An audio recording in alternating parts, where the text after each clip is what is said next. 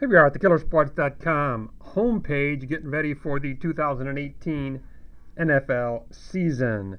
This is your first video of the year specifically for the NFL as we get ready to beat the linesmakers. The key to beating the linesmakers, I'll tell you right now, if the line is too high, play the underdog. If it's too low, take the favorite. If the total is too high, you should play the under. And if the total is too low, you should play the over. Good advice, but it doesn't really help you. It reminds me of my tennis coach telling me there's only 3 things you could do wrong in tennis. You could hit it long, you could hit it wide, or you could hit it into the net. Of course, that was not very helpful to my tennis game, as I knew that already. The key question is, how do you determine when the line is either too high or too low? To start down this path, you have to understand why the lines are where they are. Most lines makers are not risk takers. They want to put the line to get two-way action. That is, for example, the Eagles and the Falcons play on the opening Thursday night. The lines makers are thinking, where can I put this line so I can get the same amount of money bet on the Eagles as is bet on the Falcons? If it's the same amount, they aren't sweating the game. They make their money no matter what. They don't want to take a position in general. Same thing with the total. Where can I put this over-under line so the same dollar amount is going to be bet on the over as on the under? The handicappers, on the other hand, are trying to figure out whether the line is too high or too low, and the way you can do that to get an advantage over the lines makers is to have information that they don't have access to, and the way to get that is by using the SDQL. In other words, the lines makers are not handicapping the teams.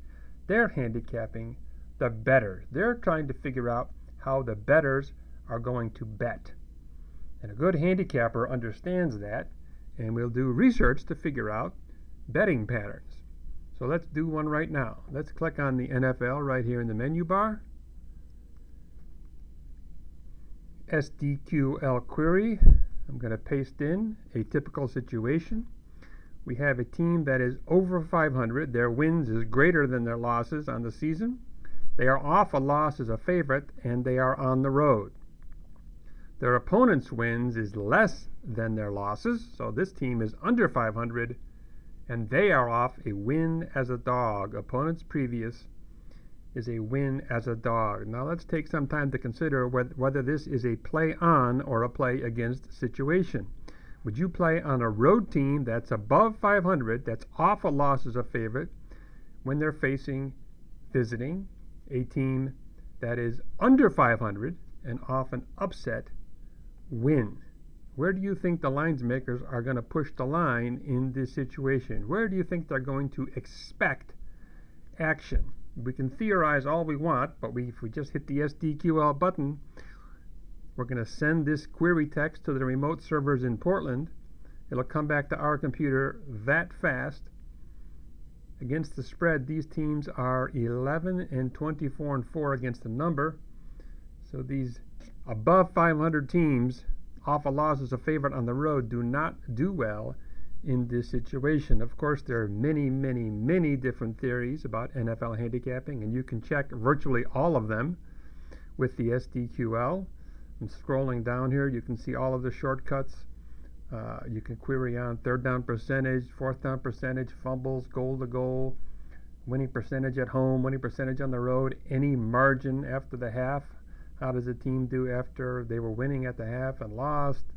Red zone attempts, rushing first downs, rushing touchdowns, all sorts of season-to-date averages, sacks, turnovers, yards per play, yards per point, yards per pass, etc., etc. Anything you want to do, you can do with the SDQL, and you can do it fast, and you can do it free.